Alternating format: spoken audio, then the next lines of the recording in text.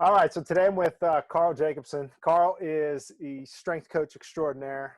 Um, I feel like you wear many hats, Karl. You work with a lot of pro athletes, high-level college guys, high school, specializing in a lot of basketball type stuff. And then you also do quite a bit of kind of regular personal training, if you will. So I really wanted to dive in today on, I know you're super detailed with your programming and how you assess and treat an athlete. So I wanted to dive into what it looks like when you're working with a high level athlete and you know what changes as you work towards somebody with different goals. Yeah, so pretty much I would say there's a handful of differences, but the biggest thing is the training philosophy. It's got to stay consistent. I try to keep that fairly consistent no matter who I'm training. So I have like a strong foundation in terms of what I'm doing and what I'm looking for. So I can run you down that training philosophy real quick, and I can kind of show, or tell you at least the differences when they come into hand. So the first one we have is do no harm, which is protect and preparing the person or athlete. So we have like a needs analysis. We're determining what their abilities are, what their readiness is, any types of recovery components so we don't overtrain, kind of like the warm up and the movement prep. So that's kind of our first philosophy that we have. When you say, stay kind of this, I was just going to dive into that a little bit. When you say needs analysis, how are you assessing? Because I think that's super important, right? If we can keep our people from getting hurt, their training is they're gonna have a higher ceiling, right? Because you're not gonna have that setback. How are you assessing that? Like, what do you guys what are you looking at when you're trying to, look at that capacity, or what factors are you evaluating? For sure. Yeah. So for the needs analysis, when it comes to athletes, obviously the sport, what are they, what position they play, are they big enough, what their size is, where their body fat's at. I would say those are the big ones there. Different sports, different positions, you're looking at different conditioning, energy systems, what are those requirements? If they're need more first step speed, it really depends. You have to really watch, video for some of the athletes. But for your normal person, same thing, for both of them, we'll go FMS, we'll do like a movement screen. So we'll kind of just see where their deficiencies are. That's one. And just like overhead squat, we do very, basic assessments to kind of figure out where they're at. Functional capacity, we're doing different type of jumps. Obviously, we're doing landing tests to kind of see how they land, but how they land fresh when we, initially test them is different. We know when they're landing in fatigue, so there's different jump tests we do as well. When they're fatigued, to kind of see how that movement changes in time. So I would say that's our big one there with that. And then from there, we kind of go into my second philosophy is like move well. So that's, same thing, the movement screening, determining what the baseline is, mobility, stability, functional capacity, seeing where they're injury prone. Then we'll throw in our movement efficiency exercises, or, people call them correctives. And then our kind of movement skill development, which is all of your primal and fundamental kind of movement patterns. So those are kind of the first two. We run them through, somewhat similar tests from a movement standpoint. Where it gets different is our strength test. So that goes to our third philosophy, which is move strong. So that's our standards. We have weight, size, strength. We're going to be teaching them, squat, hinge, push, pull, brace, carry. We just want to make it individual for each athlete, each program, it has to be custom, tailored to what they need. For your average person, we use just general fitness standards, strength standards. Someone that hasn't trained a lot, we'll go more movement muscle endurance test, right? Because we're not going to max strength test them if they don't know the lift. So I would say that's kind of the first three. Where it gets different is our fourth philosophy, which is move fast. That's our speed, agility, and conditioning. So for most of my Gen Pop clients, obviously we're not working on speed and agility. That would be a waste of time for us. But we do a conditioning component for them as well. And the last one is Thrive, which is our kind of our mental toughness, character development. We get into nutrition, and then we do some things so they have fun during training, so they can actually enjoy it as well. It can't just be all super serious, super analytical. We got to mix things up. So, you know, they're having a good time as well. So I'd say the training philosophy is going to stay the same. It's just that for the speed and agility is kind of, you know, the big difference. And then, you know, you don't have to push the gen pop as fast. Usually the athletes, you have some sort of deadline, whether it's the off season or for pre-draft, you're looking at like 6 to 8 weeks, right? So the training is not as strenuous, and, you know, but I would say the core fundamentals, you know, especially with our squat, hinge, push, pull, all that stuff is going to stay, you know, very similar, you know, from the gen pop to the athlete. So. Right. Moving well is moving well to some degree, I assume. And then I love what you said about looking at their film, right? Because, you know, if you're taking a sport like basketball, obviously there's some very specific things that you have to analyze and make sure they do well. So I'd love to tease that out a little bit. Like, what would, let's say day one, you get a college guy, gal, high level basketball player, or a pro person. What's day one look like? Like, what are you taking them? Like you said, you mentioned the FMS, which is like for people that aren't familiar, it's like a movement screen. There's several different movement screens out there. The FMS is certainly a popular one, but what else does day one look like for that athlete? Day one, typically we'll have them come in, we'll get them used to the facility. In the past, just get them accustomed with the program, kind of go over kind of what the commitment is, what the program overview is going to look like, how it intertwines with their skill. So at the end of the day, I'm just one component of the bigger picture. So I have to show them not only who we are, what we do, but how that fits in, and kind of what's prioritized. Obviously, the skill is the number one priority. How all the communication works between me, if it's a higher level athlete, whether it's me and their parent, or if it's a pro athlete, me and their agent. So we kind of go through all that. And then we get into a little bit of the nutrition as well, a little bit of guidance. And then from there, we get into the training component. The training component, you know, we're going to start off with determining what their abilities are, what the needs analysis is. And then, you know, I get that from feedback from them. I get the feedback from, in the case, either the parent or the agent at that time. And then I also do my own test and I get my feedback. And then the program's going to be, you know, kind of where all those three intersect. Because we have to give the agent what they want or the parent what they want. We have to make sure that the athlete has some say or some input, because we want to have them have a little bit of autonomy, but then the majority of it's driven based off the testing. So that's a little bit, you know, example of how we go coming into that session. Now, once we get into the session itself, you know, we're going to start off with our biometric test. So weight, body fat, you know, we use the InBody. So we're getting those metrics, take those metrics, compare those to standards, whether it's, you know, high school or pro athlete, kind of show them, hey, this is where you're at. This is where we need to go. We'll establish a few goals. From there, we'll go into our movement efficiency and movement testing. So FMS is probably the big one I've done. Y balance test, we can do that as well. We'll get into our different type of jump testing first from the performance standpoint. So we'll do landing tests and make sure they have the proper mechanics, any type of intervention test like that. From there, we'll go into our, you know, vertical jump, 3-step jump for the basketball athletes. And then after that, we'll get into some strength testing as well. Typically can knock that all out in 1 to 2 sessions, depending on how much time we have. I try not to overload them too much with testing, but I do want to get that out of the way because they're looking to get the training in as soon as possible. For most guys, testing is fairly boring. So that's another challenge as a trainer, how to keep it upbeat, show them why that data matters. Understanding the person too. Some people want to know all the data.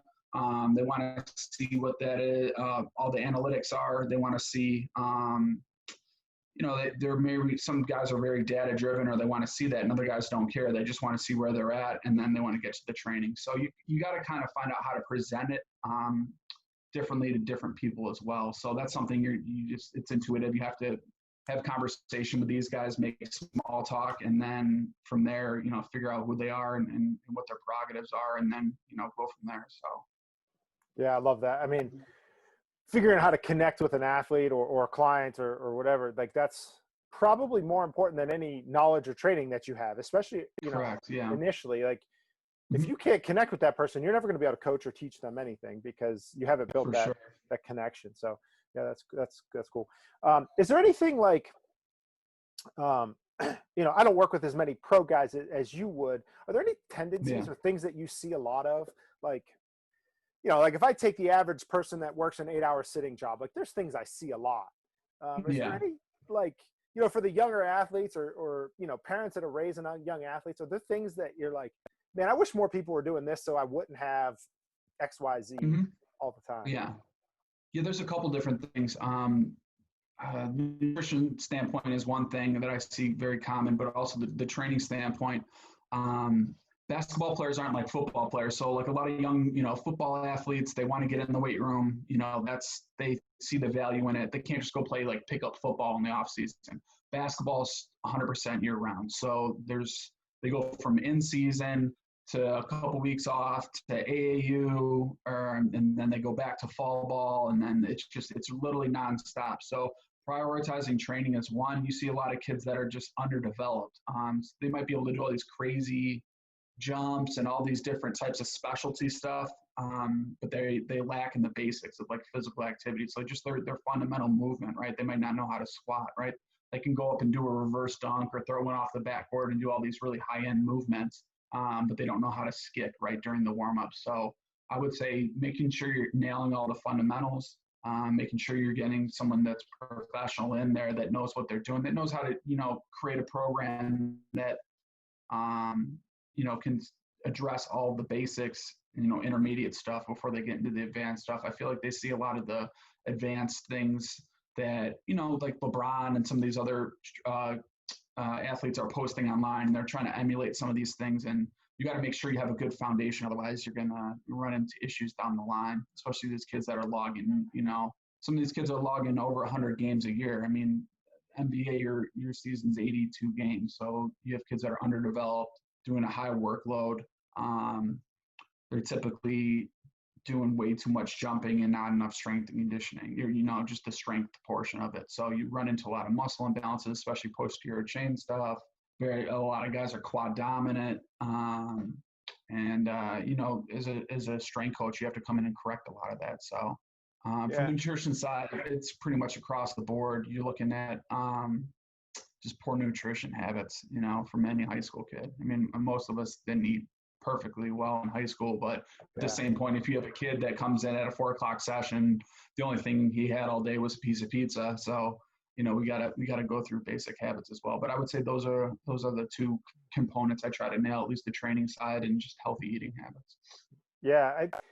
I you know, you hear about baseball all the time, like we're tracking pitch counts and how many, you know, how many throws this person has. You don't hear about that so much with basketball, but I mean, I wouldn't consider myself a good basketball player, but like in college, just like you'd play for 5 hours a day, and I wasn't any good. So you can imagine somebody that's at the level these guys are. They're probably playing nonstop. They're playing nonstop, yeah. And I mean, you run into that, and there's been a lot of debate about that, about like, you know, like doing different tech for jump count for basketball, but I just don't see it coming down to the youth levels and stuff. And the problem is, by the time they have that technology in college and NBA, they've already been playing for 18, you know, 10 plus years. Their so training history, you know, the mileage you've already put the mileage on the car at that point. So there's no kind of turning it back. There's more efficient ways to train and ways to mitigate, you know, injury and stuff like that. But at the end of the day, you put the majority of the mileage on that athlete ahead of time. So, you know, parents just, you know, be wary of, you know, burning their kids out. So yeah, I think that over specialization, whether you're talking elite, you know, high level athletes, or you're talking general population, I think the stressors are different, but monitoring that stress is huge. And I think that's in the short history of this podcast, that is a consistent trend. Like everybody I've talked to so far is how are we going to monitor that workload? You also said something interesting. You know, these kids are doing 360 dunks, but they can't do a bodyweight squat or a lunge. And I would say that I see that a lot. From like I've met multiple elite athletes that, you know, when you watch them play their sport, you're like, this person's, you know, they look magical on the court, right? But then you like, hey, do a squat for me, and you're like, really? Like, it's not what you expected. Why? I guess I have two questions for you. Why do you think that is? One, like why these people that move unbelievably well, why do you think that some of the basic patterns aren't as good? And then also, does it, like, how would you explain does it matter, first of all? And then how do you explain that to the athlete if you're trying, like, hey, we need you to be able to do this? Yeah, I think depending on the sport, like I was kind of saying before, certain sports emphasize, and you can go school to school, emphasize the weight training and the physical preparation side of it more than others. Like football players, most of the football players I have, and they at least understand the importance of it. They understand, hey, if I'm not strong enough, I'm going to get blown over, in the game, or I'm not going to be able to do that. With basketball athletes, it's a little bit more difficult because they can get away with being skinnier. You see athletes like Kevin Durant, who's like rail thin, but still performing at a super high level. So creating that buy-in for basketball players can get a little tricky. Biggest thing with them is you got to find out what makes them tick. Like a lot of guys, they'll want to jump higher, have a quicker first step. And if I can say, hey, if we do X, Y, and Z in the weight room from a strength standpoint, a plyometric standpoint, all these standpoints, if we're able to do that, we're going to get to those. So biggest thing with them is I got to figure out what they're looking for. I give them what they need, but also have to constantly say, hey, this is how this translates. This is what this translates to. That's the biggest thing in terms of creating the buy-in. But to step back from that, I just really think that the weight room's not really prioritized. A lot of the guys from the schools that I've come to, especially if they're inner city schools, they don't have the type of weight room facilities that a lot of other schools have. So a lot of it comes down to resources. Do you have the weight room to lift in? Does your school have that? Do you have access to a gym? Do you have a trainer to actually show you the right things, right? So when I was in high school, we had a physical therapist that would come in, similar to kind of what you do. And then after, cool. He owned his own facility. After school, he would come in and then do the strength and conditioning portion. So, this guy was like a stickler for form and gave us all the breakdowns and stuff like that, and really taught us well. But not every school has that. You know what I mean? That was like a blessing. So you don't hear that. And it comes down to resources. And there's a lot of trainers out there that are just more concerned with their views and flashy things and aren't really teaching the fundamentals because it's not sexy. It's not going to get you clicks or, converting sales online or whatever they're trying to sell. So got to get in front of a good professional that's going to help that kid or athlete, succeed. I mean, I think there's fairly good evidence now that strength helps prevent injuries, right? And so even if you get past the performance side of jump higher, and that's of course what the athlete wants to hear, but from an injury prevention standpoint, being strong is helpful. And there's a balance there between, building strength and specializing in a skill, right? You got to spend so many hours. You only have so many hours in a day. How much of that's shooting a basketball and running drills versus your strength work? But I mean, I definitely agree with you. We got to figure out how to maximize both and keep people healthy. And that's pretty cool. So then if we switch gears and we say, okay, Gen Pop, person that's working at 9 to 5, what's different in your evaluation, or is it? And what are the key things you're thinking about from a personal training standpoint there?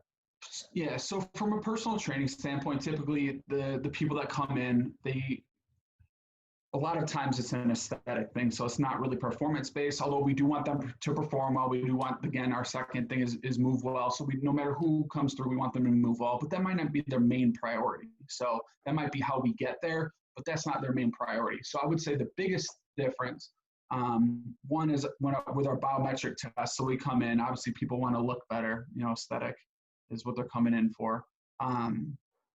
Or they want to feel better too, right? So maybe we need to lose some weight. So especially in the weight loss case, we're going to do an in-body test. So the in-body test, I kind of have three components to it. I know everyone tracks the data with that, but I think Can you explain what the in-body is in case people aren't familiar? So in-body, for 100%. Yeah. So in-body, it's a scale. It does weight, body fat, and then lean body mass, or how much muscle you have. So those are the three components. So obviously when we're looking at aesthetics, it's not just about losing weight, because we want to make sure we're at least keeping the muscle and we're losing the body fat, like we're losing the right weight, and the InBody is going to give us that information opposed to a regular scale where, let's say you lose 2 pounds of fat and you gain 2 pounds of muscle and you look better, but then you step on the scale and it says 0 pounds because you lost 2, gained 2, it's a net of 0. Then people get discouraged like they're not doing the right thing when they actually are. So the InBody gives us a little bit more data to help direct them. Also, it takes that negative connotation around weight. I think, especially with a lot of females, weight is a big issue. And my biggest thing is rewiring people's thought process, less about the weight, more about the body fat and the muscles. So if we're hitting the weights and you're hitting the protein consistently, the muscle's going to go up. If we're limiting the carbs or making sure the diet or, the nutrition is in line, that body fat's going to go down. The weight now becomes irrelevant. They're focusing on different numbers. It's a way healthier number, mentally to look have you at. seen, how's that gone for you? Yeah. I feel like that number is still like people think about that number a lot, and people stick with that number. So what happens is it comes in the evaluation process. So the first thing that I do is when we go them, we get them in the InBody, we get the numbers, we get the data, we get the printout, and then I change the focus. Now we go over the numbers and we go over the numbers. I tell them what their weight is, and then I move on right away. So the first thing, we go body fat, we go health. So what is a healthy range? Are you within a healthy range? So you're healthy. It's kind of like 3 things. Are you healthy? Or are you overweight? Or are you obese? So that doesn't have to do anything with the weight. It has to do with the body fat in terms of the chart that I present them. So we're already kind of priming them to say, oh, we're looking into the body fat. From there, we go into the aesthetic part. So we have to obviously check the health box off first, because I don't care what you look like. If you're not healthy, we need to get you healthy first. From there, we go to the aesthetic. As long as everything checks out, we go to aesthetics. So basically, I have a couple infographics printed out, and they give body fat ranges. Because at the end of the day, we got to determine for these people, they might have goals. They want to get this amount lean, but they're not able to put in that amount of work. So does the amount of work and the amount of time and effort and resources that you're willing to commit match your goal? So I have different infographics, and we kind of lay them all out, and then we kind of say, hey, are you willing to, struggle in social situations that might involve food or drink? Like when you go out, are you going to be able to, limit these things, right? Are you going to, especially during like the holidays and stuff like that, or are you just going to let it go? So we, and also time requirement, if you're going to be spending more time meal prepping, you're going to be spending more time training, is that going to cut into maybe some of your hobbies or maybe some time with your significant other, right? So there's real life implications behind this. So now we went from, instead of weight, we go to body fat. Now we're going into social factors, right? So the emphasis is more there than the actual weight. And then from there, we get into our adjustments, and that's kind of like when they do their second and third test, obviously we'll adjust based off the variables. But that's a whole different conversation. But I would say those are kind of the big two, is the health and the aesthetic and focusing on that body fat. Yeah, I think if somebody's coming in and they're trying to make those changes, there's multiple challenges, right? There's movement challenges. I think that, for lack of a better, let's just say discipline kind of challenge of how do you make those lifestyle adjustments? And because it is going to be different in social settings, and maybe the holidays are going to look a little different. You present that to somebody, they're going to be reluctant, right? For sure.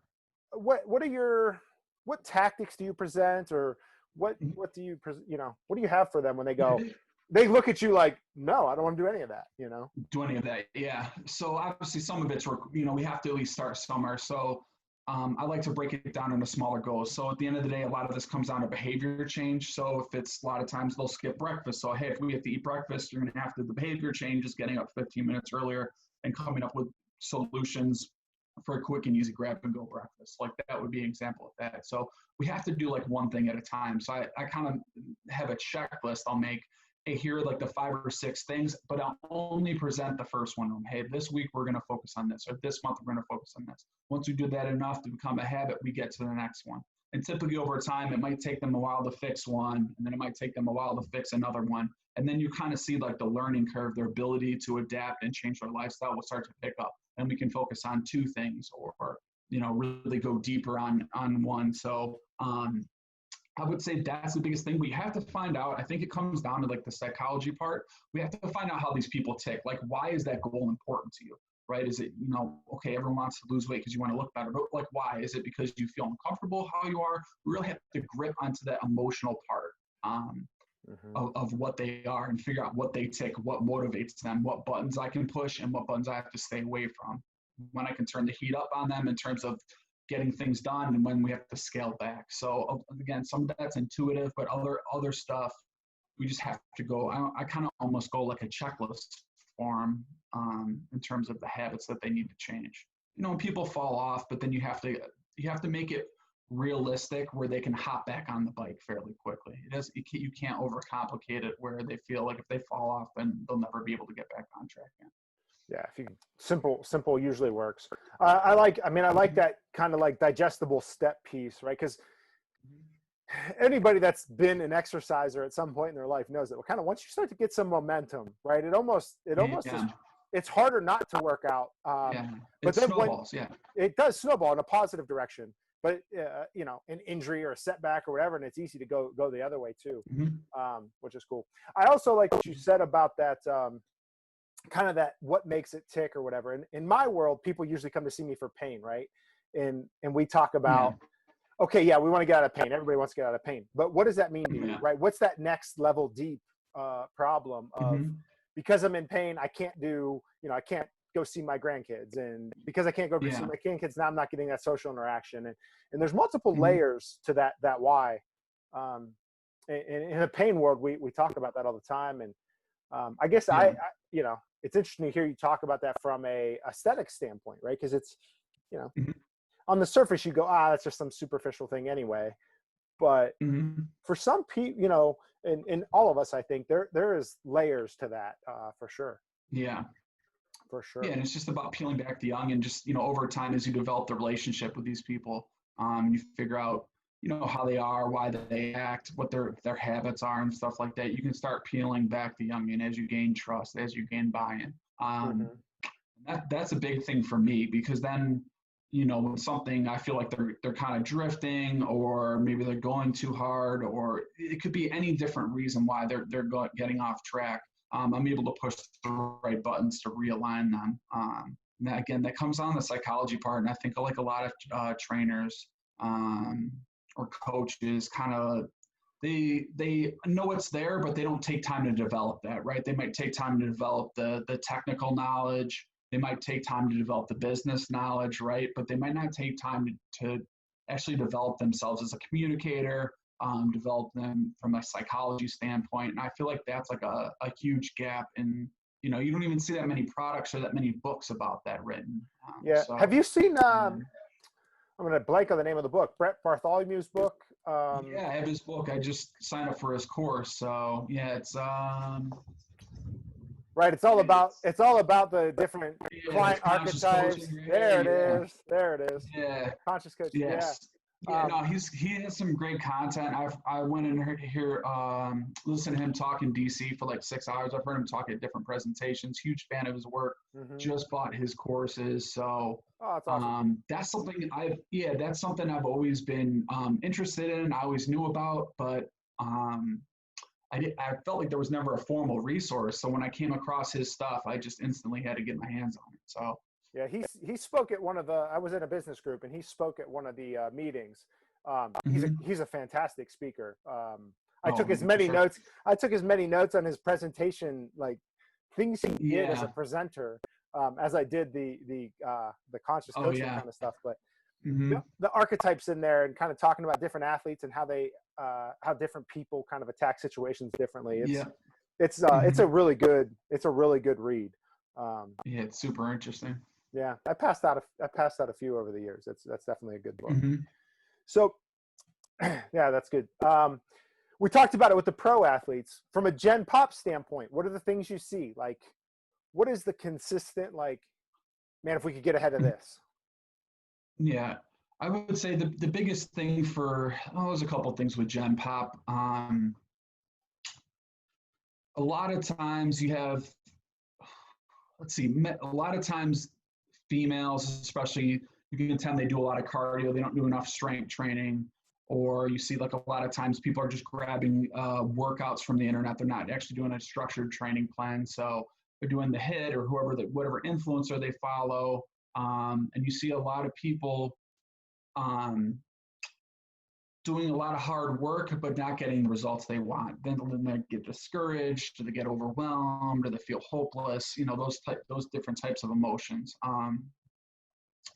I would say that's one of the probably the most common thing I see is there's no structure or rhyme or reason to what they're doing. It's just what their friend recommended or what they saw online or what they felt like doing that day. And there's no structure. There's no like holistic approach, of looking at the nutrition and the training, intertwined. And I feel like that's really what you need to get the results quick, but also sustainable as well. So see a lot of people crushing these fad diets, at least on the nutrition side, supplements, detox diets, all the stuff that they're looking for a quick fix. And if they happen to work, most of them don't work, but if they do happen to work, it's only temporary. And then next thing you know, they're starting at square one again. And they don't know where to go. So yeah. I would say that's the biggest thing is a lack of continuity across the board from the training and nutrition side. Yeah. The challenges are cool, right? Because they get you going, they get you motivated, but yeah, most of them don't incorporate any kind of what's next, like, all right, I'm gonna do this for 30 days. Now what, Now what? Yeah. Yeah. And have you built have you changed your lifestyle or trying to created that discipline? Yeah. And I know personally, that's probably my biggest struggle, right? It's real easy to kind of get motivated for a second, but like fitting it into the, the work and other demands that you have is the challenge, especially as life gets busier and busier. For sure. Yeah. You always tell people, and it's kind of a cliche line, but you always say it's a lifestyle change, and that kind of, people hear it, but how do you implement that? And I think that's the challenge for people. So, as a coach, you can't just be like a personal trainer. You have to actually coach them through life as well. Like, hey, we're going to need you to do X, Y, Z, at home, but sometimes people's plate is already full. So I have to help them come up with strategies in order to take things off their plate first, things that are holding them back. And, obviously I'm only a trainer and a coach, so I can't overstep my boundaries there, but, at least plant the seeds like, hey, if you're able to do this, this, and this, it would allow you to take this off your plate, which would allow you more time to meal prep, or would allow you to exercise an extra day or whatever it might be. So there's a whole lifestyle component, and you got to kind of figure out how people operate outside of the gym on a personal level, where they spend their time and resources and stuff like that. So, yeah. Everyone's different. Some people like to eat out a lot, right? So we have to come up with strategies how to eat out healthy, right? Because I'm not going to tell them not to eat out. They're going to tell me to go, kick it. So as they should. You got to kind of meet people where they're at, in terms of that. So yeah, I mean, since I've known you, you've kind of changed your workout stuff and dropped some pounds and gotten stronger and all that kind of stuff. What do you think? I mean, you work as hard as anybody I know. You've got, I don't know how many different little business pathways happening and doing all kinds of social content, and you got your YouTube page that's freaking got more followers than I would have ever imagined. How do you fit it in? What's your strategy? Yeah. So I get easily distracted, which is a weird place to start, but I'm kind of a reverse engineer. So growing up, I've always gotten easily distracted. So what happened, how I overcompensated for that or compensated with that was being like just super organized. So I spent a lot of time on productivity. I spent a lot of time on like time management, stuff like that. That way I can get real, almost like military with my time. Making sure you have a clear vision, making sure you have priorities under that vision, and then organizing the business and the infrastructure in a way where there's no thought process involved in terms of what I should do right now. It's, hey, this hour I'm working on these type of projects, whatever project's next in line drops down, and then we have the tasks underneath that project. So being able to build out that infrastructure, putting all of your ideas in there, and then making sure that they happen in like sequential order. That's the biggest thing in terms of being able to fit it all in business-wise. I would say one of my biggest faults is putting too much on my plate, because I was like, oh, I can do this, this, and this, and I don't leave maybe enough margin in there. Like that needs to be planned for as well, in case there's delays or random things coming up. So I would say spend some time with time management, come up with some type of system, some type of productivity system. And on top of that, if you don't want to use like paper and pencil, there's a lot of nice softwares out there. I think I use Trello as one of the softwares. But there's tons of productivity softwares out there that, I use it to organize my business, but I also use it to organize like the rest of my life outside of that as well. And I do my best in that. But if you're really passionate about what you do, you can put in those extra hours and get those, hit those, maybe at the time, maybe they seem unrealistic goals, but it's only unrealistic until you achieve them. So yeah, that's the biggest thing. I do that all the time. I draw out this great block structure of, all right, from 9 to 12, I'm going to do marketing things. And from this time, we're going to treat patients. And then like somebody calls me like, hey, can you treat me at this time? Yeah, sure. And then I mess it up. Yeah, for sure.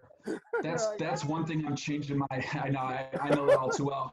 That's one thing I'm changing over, especially in January. I'm doing, I'm getting really big into time blocking. So kind of what you were saying, but also do that from day to day. So Monday, Wednesday, Friday will be kind of my more business days and content creating days. And then Tuesday, Thursday, Saturday is going to be more of my training days. So I'll still train on Monday, Wednesday, Friday. It'll only be like a half day or less. And then the rest of the day is for, business development, product research and development, content creation, filming, editing, and stuff like that. And then Tuesday, Thursday, Saturday will be either just training sessions or program design, and that's it. That way I can focus for an entire day on that. I actually picked that up from Elon Musk. I was reading some stuff on him, and he's got Tesla and SpaceX, and he breaks it up. One day he does one, the next day he does the other, so he can mentally be in one state the entire day. So I took little elements of that, and I'll be trying out in January, but I've done some sample days so far, and they've worked great. Yeah, that's interesting you say that. So I initially tried to just do, and I would say all of this year, 2020, like I blocked out 2 hours for content creation or 3 hours for marketing. And I never held to it, right? Like, as soon as an opportunity came up to treat a patient or something like that, or I was trying to fit somebody in, I would steal that block. And so I would say since, kind of COVID went crazy, I've devoted a whole day, right? Tuesday is nothing but business related tasks, marketing, content creation, that kind of stuff. And it limits my ability. I can't see as many patients in a week, right? Because of, right. There's just less hours to do that.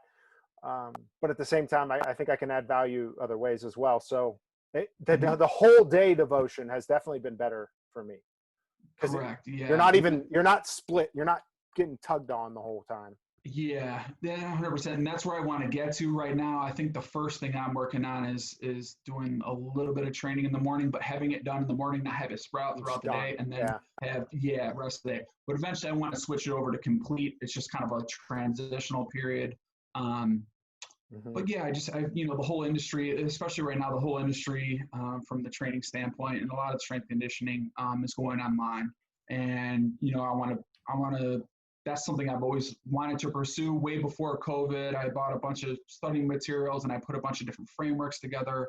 I developed like a software that I went to China with in 2017. So there was a lot of things that have been leading up to this. I think COVID just kind of came down and said, hey, this is what you're going to have to do going forward. So, I'm going forward with that, from the tape standpoint. So tape training systems, the performance for athletes that I have, I'm going to try to take a good amount of that online first. Once I nail that online first, I'm going to take my other company, Thrive Athletic, which was previously large group, kind of disbanded that over COVID. I'm going to rebrand that, redo a lot of stuff with that, and then push the Gen Pop as well. But I think the big thing that I've always worked on was you kind of run into these issues, especially with fitness. It's like fitness isn't one size fits all. And nobody has the time to write out a million different programs as well. So how could we do customized training at scale? And I know there's like a couple apps out there that do it, but I don't see many trainers doing that, for their own business. They just don't have like the resources. So, I've been working on different type of systems where we can input data, and there's like 10 levels of individualization. and then it kicks out a program automatically. So we can offer programs at a lower cost, but you still get full customization. And I really think that's kind of what the future of it is. It might be like a step ahead of where the industry's at now, because everyone's just trying to figure out how to set up online. Like, how do I even make this work to start with? But how do you deliver at scale? Because at the end of the day, if you have 5 clients, you might be able to write it out. But if you have 50, are you able to write all of those out? And is that time efficient? Like, how long does it take you to write out a program? Does it take you an hour? Does it take you a half hour? Does it take you 15, 20 minutes? How much should it take? So there's a lot of different questions on there going forward with the online. But I think for me, it's how can we do customized training at scale? And I think that's a huge differentiator. So instead of programming workouts into a software, it's like, how can I program my training philosophies, like hard code them into a software where people can just throw their data in, or we can do a simple assessment, throw that in, and then it spits out a customized program, and then it adapts as we go as well. So I really feel like, that's the main project that I'm working on right now. And once that's done, getting that to market, obviously marketing that and pushing that through the content. So, a lot of different projects going on, but, I'm really looking forward to that one specifically. Yeah, no, that's awesome. And, obviously my physical therapy practice has been affected largely the same way. We're all one-on-one, so it helps a little bit. We're not doing any group stuff, but, and I don't ever foresee hands-on manual therapy disappearing, right? There's value to being able to put your hands on somebody and treat them. But like what you're saying, how can we supplement the at-home stuff for the client? The exercise, the movement prep, the prehab stuff, the self-mobilization drills. Yeah. And it's to write a program for somebody is very time consuming. And there's certain things that trend together, but everybody's just that little bit different. So how can you customize that in a way, but also, make it something that you're not doing? Make it different. Otherwise you're looking at an hour of programming per client. Correct. And then you have to charge a premium, and people are comparing that to other prices. Yeah, which I get. So where's the middle of that? Where's the middle of that? Okay, yeah, that's actually a really good question. I get asked that a decent amount because I've been doing some online training unofficially. I'll officially launch it later, earlier next year. But the biggest thing with that is you don't want to have to recreate the wheel every time, and that's where it's like, hey, it's an hour of training. So biggest thing I would recommend for trainers to do is templating. So you're going to make a template. So we have, let's say, the majority of your clients probably fall within a couple different buckets. So for me, on the Gen Pop side, typically it's ladies that are looking to lose weight and then males that are looking to gain weight and lean muscle, right? So I would say those are the 2 main buckets. From there, you're going to have the females let's go down that rabbit hole real quick. So females that are looking to lose weight, they're going to fall into 1 of 3 categories: beginner, intermediate, or advanced. So what happens is what you want to do is have a couple different templates made out, beginner, female, weight loss, block 1, block 2, block 3. Each block is a month long, right? So we have all those templates set out. So maybe the first exercise, we're going to just categorize it. We're going to go a knee dominant, maybe squat pattern. And then from there, we might go to, a hip dominant pattern, right? So we have those set out in templates. That's where you're going to start. We're going to do a lot of legwork up front, create all those templates. So that way, when you get a client, we're going to pull that template up. Now we're also going to pull up their needs analysis if they have any injuries or anything else like that, and then make the minor tweaks. I think the common mistake a lot of trainers make is they get a new client and then they're starting that program design from scratch. You should already have a template. And then, I understand some trainers are weird about that template, but if you think about it like this, if you have a template and you've made a template and you've taken time to develop it, and it's the best template you could possibly make, let's just say it's the best template you can make. If you were to start from scratch and make another template, hence wouldn't that be the second best template you've ever made? You know what I mean? So now you're giving someone the second best product. So for instance, you just want to give them a template. We're going to have stock exercises, but then we're going to change them based off what they need. Because at the end of the day, there's not going to be a ton of changes unless they have something really crazy going on. But if there is a lot of changes, you don't have to start from scratch. We can make quick adjustments, and literally you can have a customized program out. At least I've gotten it down to 15 to 20 minutes when it used to literally take an hour. So templating is huge. Take your time to build those out ahead of time. They do take a while. And then build out your progressions. And then if it's beginner, intermediate, or advanced, only thing that's really going to change is a little bit of the exercise selection and a little bit of the sets and reps. The majority of that, the structure, you're still going to keep the fundamental principles of your training the same. So I would say that can be extremely powerful. And that's the difference between, from a trainer standpoint, financially, if it takes you an hour to write a workout, and let's say you're charging $100 to $150 for the workout, that's the difference between making $150 an hour and then having 3 clients. Let's say you got it down to 20 minutes. Now you're making $450 an hour. That's a huge, huge, huge difference. So, yeah template. Mm-hmm. We'll have to continue this discussion. I'm very interested in building a bucket for, as you put it, for longevity. Like, what are the demands? What are the demands to continue to move well as we age? So body comp has to be in there just from a avoid chronic disease standpoint, right? Like, for sure. We know that that high body weight leads to metabolic disease, and that's a disaster.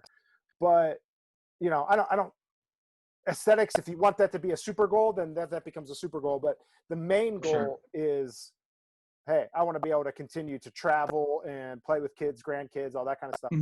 How do you build that bucket out in that template? Yeah.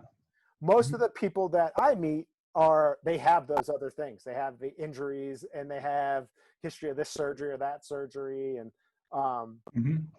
so it has to be customizable to a degree. Otherwise, I don't think it's going to be as successful. But we'll have to, we'll have to combine our thoughts there. I think that could be really sweet. All right, man. Well, hey, this was good. Is anything else you want to add? Anything that's going on in your world that you want to share? Or I think we did a pretty good job hitting the big. I think we covered most of it. I mean, awesome. The biggest thing. Yeah, the biggest wrap up I think for this year is it kind of just separated the business owners from who's willing to adapt or who can adapt and who can't. So I think the biggest thing going forward is learning new ways to adapt and in order to keep the business going. I really feel like that's kind of like the theme for this year, because so much has changed and it kind of redirected, at least in fitness, it redirected the whole compass or the whole direction that the industry is going. So just be on top of where it's going, and that would be my best advice for anyone either just getting in the industry or anyone that's been in the industry that's kind of done the same thing over time. As things are changing, you got to be willing to adapt and understand where everything's going so you can capitalize on it. Yeah, I still feel for like the studio owners, like the boot camps, the yogas, the Pilates. Like, the whole model is how many people can you fit into a small square footage space? Exactly. Your model just got crushed with zero control. I mean, you had zero control. Zero control. And that's the biggest thing. And I think that's a lesson for me that I took earlier in my career is I was told have multiple sources of income. Although they're all training, they're all different types of training. I had one-on-one, small group, large group. I had a little bit of online going. I had a couple nutrition clients where we just work on just general nutrition, right? So when the COVID hit, only one part of those 5 things fell through, right? So I was able to adapt, double down on some of my other parts, and make up for that lost income. And I understand that everyone's not in that position. Like, if you have a brick and mortar and you're locked into something like that, that's tough in itself. But finding new ways to deliver services online, is definitely a viable solution. There's so many people out there that have done that and kept the business alive. I think the biggest thing with COVID is keep the business alive long enough for once people feel comfortable to come back in, then you can really start putting the gas on it again. But you got to come up with solutions in real time and quickly. It's been an interesting year. There's no doubt about that. Oh yeah. It's been a crazy year. Yeah. All right, man. Well, I appreciate it. Where can people find you? Where do people go to? Yeah. So you can go to Instagram. It's at Tape Training, TAPE, and then training. Same thing on Facebook. If you just go to Facebook and type in Tape Training Systems, I'll come up. Not really active that much on Facebook as much anymore. I would say Instagram's probably the best place to find me. And then if you type in tape training on YouTube, that's another one as well. There's tons of different videos up there that I've had up there for years. So good resources all around. Constant content on Instagram, all kinds of people doing things, people training and information and business stuff as well as clients. So you do a heck of a job on Instagram. Thanks, man. I appreciate it. All right, man. We got to get in touch again soon. Take it easy, man. It was great talking to you. Yes, sir. We'll talk to you soon. All right. Bye. That's it.